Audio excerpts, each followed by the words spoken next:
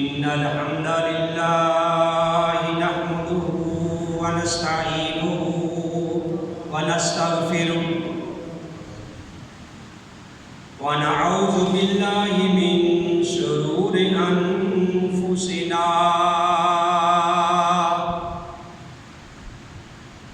ومن سيئات أعمالنا من يهده الله فلا مضل له ومن يضلل فلا هادي له وأشهد أن لا إله إلا الله وحده لا شريك له وأشهد أن محمدا عبده ورسوله يا أيها الذين آمنوا اتقوا الله حق تقاته ولا تموتن إلا وأنتم مسلمون يا أيها الناس اتقوا ربكم الذي خلقكم من نفس واحدة وخلق منها زوجها وبث منهما رجالا كثيرا ونساء واتقوا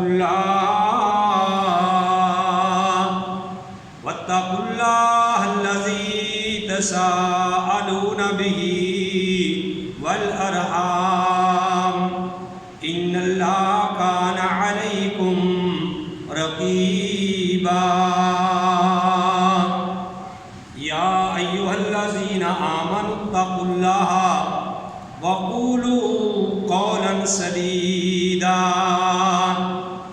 يصلح لكم أعمالكم ويغفر لكم ذنوبكم ومن يطع الله ورسوله فقد فاز فوزا عظيما أما بعد فإن خير الحديث كتاب الله وخير الهدي هدي محمد صلى الله عليه وآله وسلم وشر الأمور محدثاتها وكل محدثة بدعة وكل بدعة ضلالة وكل ضلالة في النار. أعوذ بالله السميع العليم من الشيطان الرجيم. بسم الله الرحمن الرحيم. ما جعل الله من بهيرة ولا صائبة ولا وسيلة ولا حام ولكن الذين كفروا يفترون على الله الكذب وأكثرهم لا يعقلون. وقال الله تعالى في مقام آخر إنا أعطيناك الكوثر فصل لربك وانحر إن شانئك هو الأبتر. وقال النبي صلى الله عليه وآله وسلم لا تذبحوا إلا مسنا. محمد کی جس دل میں الفت نہ ہوگی سمجھ لو کہ قسمت میں جنت نہ ہوگی. بھٹکتا رہا ہے بھٹکتا رہے گا محمد سے جس کو عقیدت نہ ہوگی. حضرات، حمد و ثنا کے لائق اللہ وحدہ لا شریک کی ذات پاک ہے. وہ اللہ جو ساری کائنات کا خالق، مالک اور رازق ہے. وہ رب العالمین ہے، وہ رب الکائنات ہے، وہ رب الرازقین ہے، ساری کائنات کا خالق مالک رازق ہے۔ حمد و ثنا کے بعد لاکھوں اور کروڑوں درود السلام امام الانبیاء، امام القبلتین، امام الثقلین، امام الحرمین، امام اعظم، مرشد اعظم، رہبر اعظم، آمنہ کے لال، عبداللہ کے در یتیم، ساری کائنات کے سردار محمد رسول اللہ صلی اللہ علیہ وآلہ وسلم کی ذات گرامی۔ محترم حضرات، جس طرح کہ آپ کے علم میں ہے، الحمدللہ اللہ کی توفیق سے آج خوش قسمت لوگ حج کر رہے ہیں، اور وہ خوش قسمت مہمان ایسے ہیں کہ ایسے مہمان ہیں کہ جو اللہ کے بلانے پہ گئے، بڑے خوش قسمت ہیں وہ لوگ۔ اللہ سے دعا ہے کہ جو آئندہ سال نہیں جا سکے، اس سال نہیں جا سکے، اللہ ان کو آئندہ سال جانے کی توفیق نصیب فرمائے۔ سچی بات یہ ہے کہ بڑی خوش قسمتی ہے کہ اللہ کے گھر کا طواف کرنا، بیت اللہ کا حج کرنا اور مدینے کا سفر کرنا۔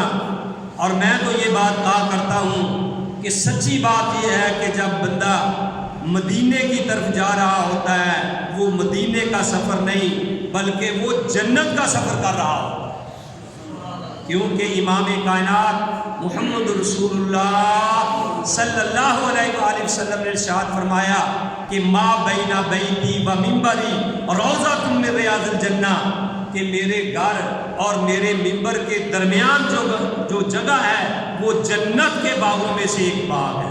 آپ یوں سمجھیے کہ مدینے کے اندر جنت موجود ہے۔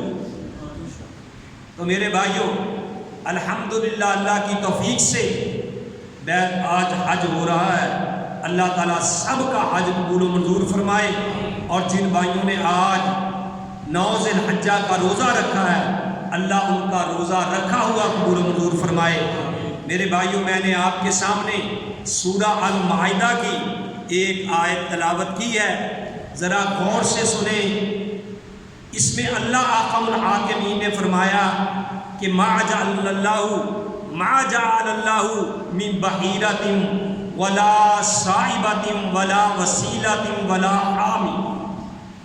اللہ نے فرمایا کہ اللہ نے ان کو نہیں بنایا بحیرہ، نہ صائبہ، نہ وسیلہ، نہ حام، یعنی یہ جو وسیلہ ہے، صائبہ ہے، حام ہے، بحیرہ ہے، یہ دور جاہلیت کے اندر، یعنی یہ 4 جانوروں کے نام پہ جو لوگ ان کو بتوں کے نام پہ ذبح کیا کرتے تھے، بتوں کے نام پہ چھوڑ دیتے تھے۔ یعنی اللہ نے فرمایا کہ اللہ نے تو بحیرہ نہیں بنایا۔ بحیرہ کس جانور کو کہتے تھے؟ یعنی اس جانور کا دودھ وہ بتوں کے نام پہ روک دیتے تھے کہ اس کا دودھ جو ہے یہ صرف بتوں کے نام پہ ہوگا، ان کے نام پہ چڑھاوا ہوگا، ان کو بحیرہ کہتے تھے۔ اور صائبہ ایسا جانور تھا، یعنی ایسا جانور جو بتوں کے نام پہ چھوڑ دیا جاتا تھا اور اس کے اوپر کوئی سوار نہیں ہوتا تھا، اس سے کوئی کام نہیں لیا جاتا تھا۔ اور اسی طرح وسیلہ، ایسی اونٹنی جو 2 بار یکے بعد دیگرے 2 مادہ بچے جان دے، اس کو وسیلہ کہتے تھے، اور وہ بھی بتوں کے نام پہ چھوڑ دی جاتی تھی۔ اور حام ایک ایسا اونٹ کہ جس کی جفتی سے، جس کے نطفہ سے 10 بچے پیدا ہو جائیں، ٹھیک ہے نا، تو وہ بھی بتوں کے نام پہ چھوڑ دیا جاتا تھا کہ یہ بتوں کے نام پہ سانڈ چھوڑ دیا جاتا ہے۔ جیسے ہمارے آج بھی وہ تو دور جاہلیت کی بات تھی، آج کے دور میں بھی کئی ایسے جانور ہیں جو بتوں کے نام پہ چھوڑ دیے جاتے ہیں۔ میرے بھائیوں، کئی ایسی گائے ہیں جو بابا جی کے نام پہ چھوڑ دی جاتی ہے، ان گاؤں کو کوئی ہاتھ نہیں لگاتا، وہ جس آدمی کی فصل میں چلے جائے اس کو وہ کہتے کچھ نہیں ہے کہ بابے دیاں گاواں جی اگر اسی انہوں کچھ کہہ دیتا کہ ساڈا نقصان ہو جائے گا، کیونکہ اللہ سے زیادہ ان سے ڈرتے ہیں۔ اور بابے کی گائے کو تو کوئی کچھ نہیں کہتا۔ اگر عام جانور کوئی ہماری کسی زمیندار کی فصل میں چلا جائے تو میرے بھائیوں اس جانور کے مالک کو قتل کرنے لگ جاتے ہیں۔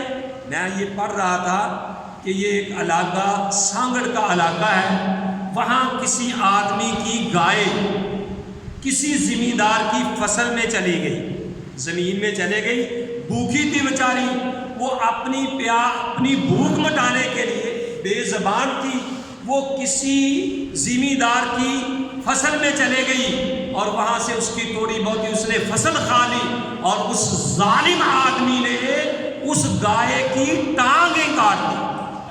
میں نے خود گائے دیکھی، وہ بیچاری لیٹی ہوئی ہے، ٹانگیں اس کی کاٹ دی گئی ہیں اور زبان حال سے وہ اللہ کو پکار ہے۔ ایسے ظالم لوگ بھی ہیں، لیکن ادھر یہ حال ہے کہ بابے دیاں گاواں کو کوئی کچھ نہیں کہہ رہا۔ تو میرے بھائیوں وہ لوگ یعنی کہتے تھے کہ یہ جی اللہ نے ہمیں یہ حکم دیا ہے، یہ تو اللہ کی طرف سے ہے، صاحبہ بھی، حام بھی، اور وسیلہ بھی، اور بحیرہ بھی۔ تو اللہ نے ان کا رد کیا، ما جعل اللہ من بحیرۃ ولا صاحبۃ ولا وسیلۃ ولا حام، اللہ نے نہیں کوئی بھی بنایا ایسا جانور جو صاحبہ ہے، بحیرہ ہے، حام ہے، ولیکن الذین کفروا، لیکن کافر لوگ جو ہیں وہ یفترون علی اللہ، وہ اللہ کے اوپر جھوٹ باندھتے ہیں، واکثرهم لا یعقلون، اور اکثر لوگ عقل ہی نہیں رکھتے۔ تو وہ چونکہ بتوں کے نام پہ ذبح کیا جاتا تھا، اللہ کے نبی صلی اللہ علیہ وسلم نے فرمایا کہ اس آدمی کے اوپر لعنت ہے جو غیر اللہ کے نام پہ ذبح کرتا ہے۔ تو اللہ نے ان کا رد پیش کیا، فرمایا کہ انا اعطیناک الکوثر فصل لربک وانحر ان شانئک هو الابتر، کہ اے نبی ہم نے تمہیں کوثر عطا کی، فصل لربک وانحر، اپنے اللہ کے لیے نماز پڑھ، وانحر اور قربانی کر، یعنی قربانی جو ہے وہ اللہ کے نام پہ ہونی چاہیے۔ کوئی بھی جانور آپ ذبح کرتے ہیں تو وہ اللہ کے نام پہ ہونی چاہیے، اور اللہ نے اپنے پیارے نبی جناب محمد رسول اللہ صلی اللہ علیہ وسلم کی زبان مبارک سے نکالا کہ قل، اے نبی کہہ دے، ان صلاتی و نسکی و محیای و مماتی للہ رب العالمین، کہ اے نبی فرما دیجئے بے شک میری نماز، میری قربانی، میرا جینا، میرا مرنا کس کے لیے ہے؟ اللہ احکم الحاکمین کے لیے۔ وہاں کہا فصلی لربک وانحر، کہ پہلے نماز پڑھو پھر قربانی کرو۔ یہاں بھی کہا کہ ان صلاتی و نسکی، بے شک میری نماز اور میری قربانی، نماز پہلے اور قربانی بعد میں ہے۔ تو میرے بھائی افسوس ہے کہ آج اکثر ہمارے مسلمان بھائی قربانی کا جانور تو کرتے ہیں، قربانی ذبح کرتے ہیں، بڑے بڑے جانوروں کو ذبح کیا جاتا ہے، لیکن وہ نماز نہیں پڑھتے، وہ نماز نہیں پڑھتے، حالانکہ نماز کا اللہ نے پہلے حکم دیا ہے، فصلی لربک، اپنے رب کے لیے نماز پڑھ، وانحر، اور پھر بعد میں قربانی کر۔ نہر کا لفظ اصل میں اونٹ کے لیے بولا جاتا ہے، کیونکہ عرب کے اندر زیادہ تر قربانی اونٹوں کی ہی دی جاتی تھی، اس لیے نہر کا لفظ آیا ہے، ٹھیک ہے نا۔ ویسے تو عام ہمارے یہاں قربانی کے لیے بھی استعمال ہوتا ہے۔ تو بھائیوں بتانے کا مقصد یہ ہے کہ نماز پہلے ہے، قربانی بعد میں ہے، اس لیے ہمیں اس بات کا خیال رکھنا چاہیے کہ جس اللہ کے نام پہ ہم جانور ذبح کرتے ہیں، جس اللہ کے لیے ہم قربانی کرتے ہیں، اسی اللہ نے ہمیں نماز کا بھی حکم دیا ہے، ٹھیک ہے نا جی، کہ نماز ضروری ہے۔ تو بہرحال میں یہ بات یہ کہہ رہا تھا کہ بھائی اللہ احکم الحاکمین نے ان جانوروں کو ایسے نہیں بنایا کہ بتوں کے نام پہ ذبح کیا جائے۔ اللہ نے تو حکم دیا ہے کہ قربانی کرو، اس کے لیے اللہ کے لیے، التحیات للہ والصلوات والطیبات، کہ ہماری جتنی بھی عبادتیں ہیں، چاہے وہ مالی عبادتیں ہیں، چاہے قولی عبادتیں ہیں، چاہے فعلی عبادتیں ہیں، چاہے بدنی عبادتیں ہیں، التحیات للہ، وہ ساری کی ساری کس کے لیے ہیں؟ اللہ احکم الحاکمین کے لیے۔ تو ہمیں اللہ کی رضا کے لیے یہ کام کرنا چاہیے۔ تو بھائیوں اصل بات یہ ہے کہ اللہ نے دین میں، یہ بات ذرا غور سے جا کے سنیں چند منٹوں کے لیے، کہ اللہ نے کچھ ہمارے لیے حدیں مقرر کر دی ہیں۔ اور جو اللہ نے حدیں مقرر کی ہیں، جو اللہ نے ضروری حدیں کی ہیں، ہم اللہ کی بنائی ہوئی حدوں کو، غیر ضروری کو اپنی طرف سے ضروری نہیں بنا سکتے، اور جو غیر ضروری ہے ان کو ضروری نہیں کر سکتے۔ ایک ضروری چیز کو اسلام کے اندر ہم غیر ضروری نہیں کر سکتے۔ ہمارا تو یہاں حکم چلے گا ہی نہیں، ہماری تو مرضی چلے گی نہیں۔ میرے بھائیوں، ہم شریعت کے پابند ہیں۔ اللہ نے جو حدیں مقرر کی ہیں، اور اللہ نے یہ قرآن محمد عربی کے دل پہ نازل کیا وسلم، اور محمد عربی صلی اللہ علیہ وسلم نے ہمیں وہ طریقہ بتا دیا ہے، چاہے وہ حج کا طریقہ ہو، چاہے وہ نماز کا طریقہ ہو، چاہے وہ زکوٰۃ کا طریقہ ہو، چاہے وہ قربانی کا طریقہ ہو، چاہے کسی لین دین کا طریقہ ہو۔ پیارے نبی کریم صلی اللہ علیہ وسلم کی زندگی کو ہمارے لیے اللہ نے نمونہ بنا دیا ہے۔ لَقَدْ كَانَ لَكُمْ فِي رَسُولِ اللَّهِ أُسْوَةٌ حَسَنَةٌ، کہ نبی کریم علیہ السلام کی زندگی کو تمہارے لیے بہترین نمونہ بنا دیا۔ تو حج بھی میرے بھائیوں وہی اللہ کے ہاں قابل قبول ہوگا جو پیارے نبی کریم صلی اللہ علیہ وآلہ وسلم کی سنت کے مطابق ہو۔ اور اللہ کے فضل کو کرم سے یہ بھی یاد رکھیں کہ جو بندے کو سکون وہاں جا کے ملتا ہے بیت اللہ کے اندر، دنیا جہان میں کسی اور جگہ پہ سکون نہیں مل سکتا۔ جو بندے دل کے مریض ہیں، یعنی روحانی مریض ہیں، میرے بھائیوں کو سکون کہاں ملے گا؟ مکے میں ملے گا یا مدینے میں ملے گا۔ اور یہ بات میں برملا طور پہ کہنا چاہتا ہوں کہ لوگوں میری بات کو غور سے سن لو، دل کی تختیوں پہ نوٹ کر لو۔ رب کعبہ کی قسم، دل کی بیماریوں کا علاج نہ کوفہ کے اندر ہے، نہ بصرہ کے اندر ہے، نہ اجمیر کے اندر ہے، نہ بریلی کے اندر ہے، نہ ملتان کے اندر ہے، نہ دیوبند کے اندر ہے۔ دل کی بیماریوں کا اگر علاج ہے تو وہ مکہ کے اندر ہے یا مدینہ کے اندر ہے۔ اگر وہاں بھی کسی کو روحانی سکون نہیں ملا تو دنیا جہان میں اس کو میرے بھائیوں سکون نہیں مل سکتا۔ تو بہرحال میں یہ بات کر رہا تھا کہ قربانی جو ہے یہ کس کے لیے ہونی چاہیے؟ اللہ کے لیے ہونی چاہیے۔ اور پیارے نبی علیہ الصلوۃ والسلام نے یہ ارشاد فرمایا، لا تذبحوا الا مسنہ، کہ بھئی دوندار جانور جو ہے اس کو اللہ کی راہ میں قربان کیا جائے، اس کے علاوہ کسی اور کو قربان نہ کیا جائے۔ حالانکہ یہاں بھی بھائیوں میرے بات کو ذرا غور سے سننا کہ قربانی ہم کرتے ہیں، جانور لیتے ہیں، اللہ قبول فرمائے، لیکن یاد رکھیے اصل بات یہ ہے کہ جو بھی ہم کام کریں اصل تو بات یہ ہے کہ وہ اللہ کے ہاں قبول ہو جائے۔ انہیں پانی پر سہیلیاں تے رنگا رنگ کھڑے پر پریا حوصلہ جانیے جس دا توڑ چڑھے۔ جانور تو ہر ایک ذبح کرتا ہے، لیکن میرے بھائیوں دیکھیے کہ قبول کس کا ہوتا ہے۔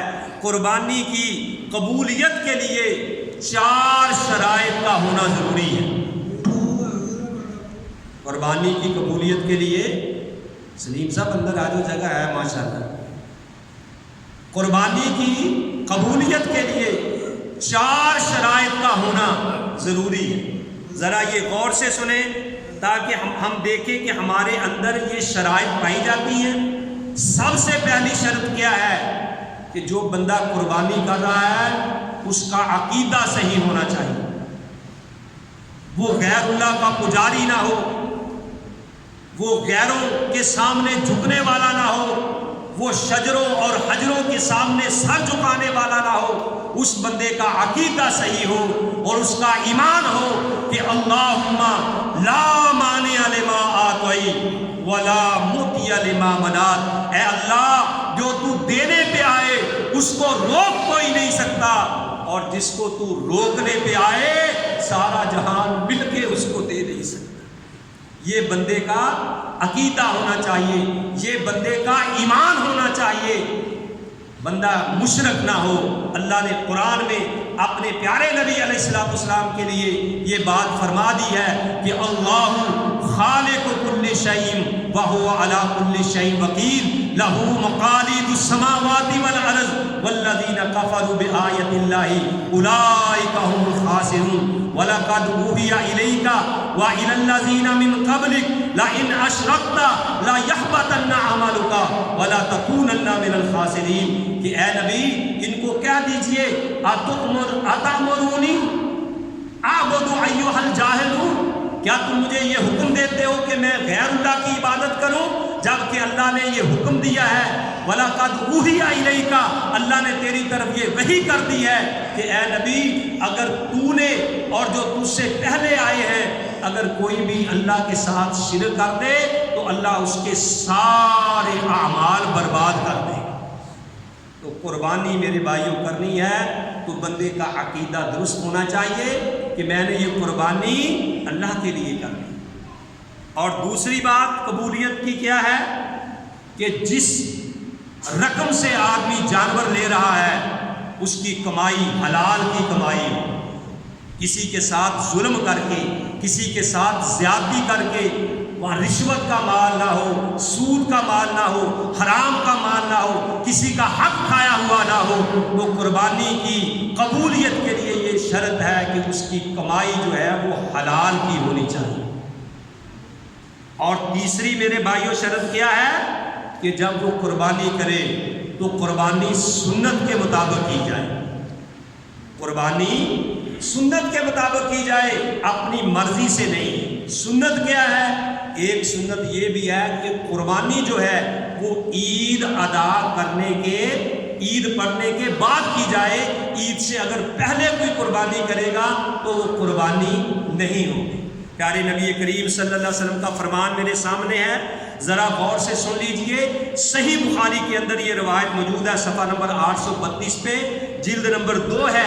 پیارے نبی علیہ الصلوۃ والسلام نے ارشاد فرمایا من ذبح قبل الصلاۃ، جو آدمی نماز سے پہلے اپنا جانور ذبح کر دے فإنما يذبح لنفسه، وہ اس نے پھر اللہ کے لیے نہیں، اللہ کی رضا کے لیے نہیں، اس نے اپنی خواہش کے لیے ذبح کیا ہے۔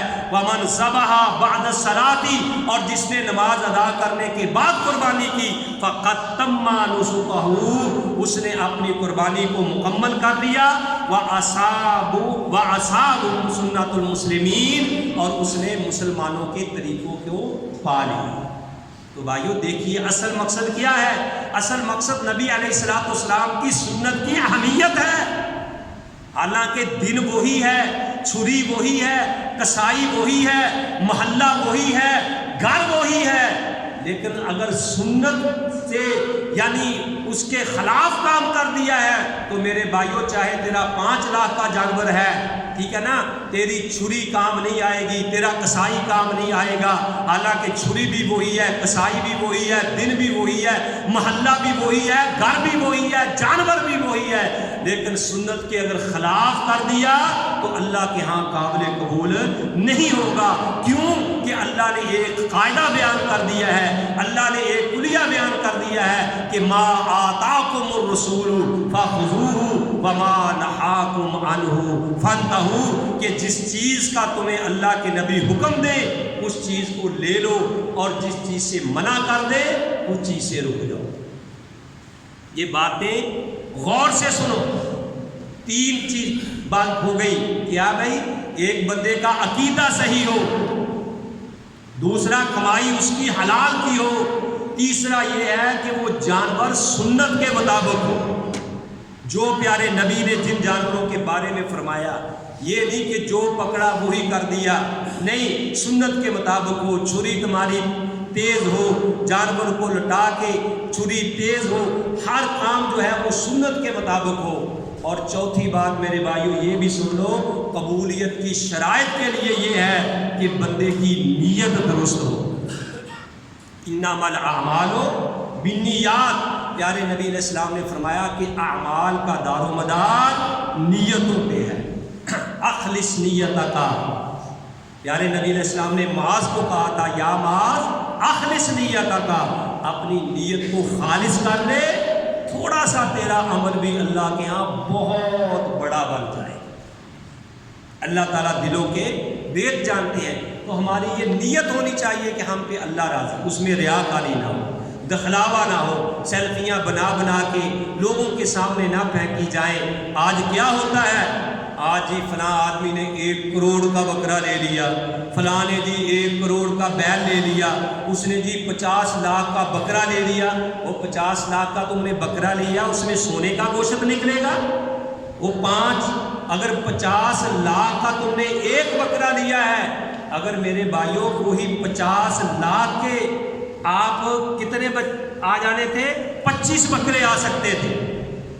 اگر آپ یعنی 50 لاکھ 1 بکرے پہ خرچنے کی بجائے 25 یعنی بکرے لے لیتے، اور وہ 25 بکروں کا گوشت غرباء میں، مساکین میں تقسیم کیا جاتا، وہ تیرا اگر بھائی، وہ تیری بہن، وہ تیرا ہمسایا، وہ تیرا کوئی رشتہ دار، کئی ایسے ہیں کہ اللہ کی قسم ان کے پاس یہ طاقت نہیں ہے کہ وہ اللہ کے راستے میں جانور ذبح کریں، ان کے بچے بھی روتے ہیں، وہ لوگوں کے جانوروں کو دیکھ کے بیچارے ان کے پیچھے پیچھے پھر رہے ہیں، ان کا بھی دل چاہتا ہے تو 50 لاکھ کے جانور کی قربانی کر رہا ہے، تو 1 کروڑ جانور کی قربانی کر رہا ہے، وہ اگر تو 25 بکرے لے کے ان میں 1-2 بکرے جس تیرے بھائی نے قربانی نہیں کی اس کو بکرا دے دے، لے تو اپنے ہاتھوں سے ذبح کر رہا ہے، اپنی بہن کو دے دے کہ اے میری بہن اپنے گھر میں اپنے بچوں کے سامنے ذبح کر لو، اب اس کے بچے غریب کے زمین پہ خوش ہو جائیں گے،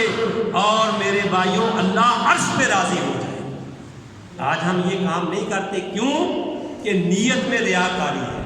پتہ چلے جی اس نے 50 لاکھ کا جانور کیا، یعنی میں یہ پڑھ دیکھ رہا تھا فلاں جگہ جی 1 کا بکرا ہے، اس کی 1 کروڑ روپیہ قیمت لگی ہے، وہ 1.5 کروڑ روپیہ کا۔ اللہ کے بندو، کروڑ روپے کا تم نے بکرا لیا، کروڑ روپے کے 50 بکرے لیتے اور اس طریقے سے اپنے گھروں میں 10 کرتے 20 کرتے، اور ان میں سے 2-4 بکرے 5-10 بکرے جو تیرے غریب رشتہ دار ہیں، عزیز و اقارب ہیں، اگر تو ان کو 1-1 بکرا دے جاتا، ثواب تجھے ملنا تھا، ثواب تجھے ہی ملنا تھا۔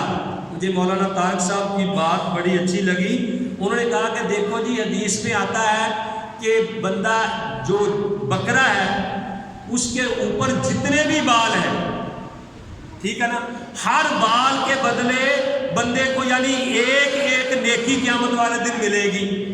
اس نے کہا کہ 1 بکرا تم نے کروڑ روپے کا لیا ہے، اگر کروڑ روپے کے 50 بکرے لیے ہوتے تو 1 بکرا ہے اس کے جسم کے بال دیکھ لیں، اور 50 بکروں کے جسم کے اوپر بال ہے وہ دیکھ لیں کہ آپ کو کتنا اجر ملتا ہے۔ بھائیو ہمیں ان باتوں پہ غور کرنا چاہیے، سوچنا چاہیے۔ اللہ دلوں کے بھید جانتا ہے، ہمارے پاس تو میسر نہیں جلانے کے لیے مٹی کا دیا، اور گھر پیر کا ہے کمکموں سے سجا ہوا۔ تو بہن تیری گوشت کو ترس رہی ہے، بھائی تیرا گوشت کو ترس رہا ہے، اور تو کروڑ روپے کا جانور لے کے دے رہا ہے۔ میرے بھائیوں ہمیں ان باتوں پہ بھی غور کرنا چاہیے۔ اصل بات یہ ہے کہ جب تم نیت درست کر لو گے اللہ اجر عطا فرمائے گا۔ وہ 4 چیزیں آپ کے سامنے میں نے بیان کی ہے کہ قربانی کی یعنی قبولیت کی شرائط ہے کہ عقیدہ بندے کا درست ہو، کمائی بندے کی حلال کی ہو، اور میرے بھائیوں سنت کے مطابق ہو، اور بندے کی نیت جو ہے وہ صحیح ہونی چاہیے کہ وہ کس نیت سے کر رہا ہے۔ اور باقی یہ بھی ہمیں خیال کرنا چاہیے کہ قربانی کے ہم جانور کر رہے ہیں، سارا گوشت اپنے ہی فریج میں جمع نہ کریں، پھر اس کا مقصد ہی فوت ہو جاتا ہے۔ غریبوں کو دیں، مسکینوں کو دیں۔ میں نے وہ ایک حقائق سنی ہے تو حقائق ہی ہے، لطیفہ ہی ہے، لیکن اس میں عبرت بہت ہے۔ کہتے ہیں کہ ایک بندے کو خواب آیا کہ اللہ کی طرف سے اعلان ہوا کہ بھائی جو جتنے بھی قربانی والے بکرے ہیں وہ سارے جنت میں چلے جائیں۔ اس نے دیکھا کہ سارے بکرے جنت میں جا رہے ہیں، ہمسایوں کا بکرا بھی جنت میں جا رہا ہے، دوسرے بھی بکرے جنت میں جا رہے ہیں، لیکن اس کا بکرا جو ہے وہ باہر دروازے میں ہی لیٹا ہوا ہے، وہ جنت میں داخل ہی نہیں ہو رہا۔ تو اس نے پوچھا بھائی سارے بکرے جنت میں جا رہے ہیں، تو جنت میں کیوں نہیں جا رہا؟ اس نے کہا کہ بھائی تو نے 4 ٹانگیں تو میری کاٹ کے ڈیپ فریزر میں رکھ لی، 4 لتاں تے میریاں جڑیاں تو فریج جمع کر لی ہیں، تو میں کیسے چل کے جنت میں جاؤں؟ تو میرے بھائیوں ہمارا حال بھی یہی ہے کہ سارا گوشت ہم اپنے لیے ہی رکھتے ہیں، غریب غربا مساکین جو ترس رہے ہیں ان کو ہم دیتے نہیں ہیں، ان کو ہڈیاں بچیاں جب وہ دے دیتے ہیں اللہ کے راستے میں، اللہ احکم الحاکمین فرماتے ہیں کہ اس وقت تک تم نیکی کو نہیں پہنچ سکتے جب تک تم اللہ کی راہ میں وہ چیز خرچ نہ کرو جو تمہیں محبوب ہو۔ تو ان چھوٹی چھوٹی باتوں کا ہمیں خیال رکھنا چاہیے تاکہ ہماری قربانیاں جو ہیں وہ اللہ کے ہاں قابل قبول ہو جائیں۔ اللہ سے دعا ہے کہ جو میں نے سنایا آپ بھائیوں نے سنا، اللہ مجھے بھی اور آپ سب کو بھی صحیح معنوں میں اس پہ عمل کرنے کی توفیق نصیب فرمائے۔ وما علیہ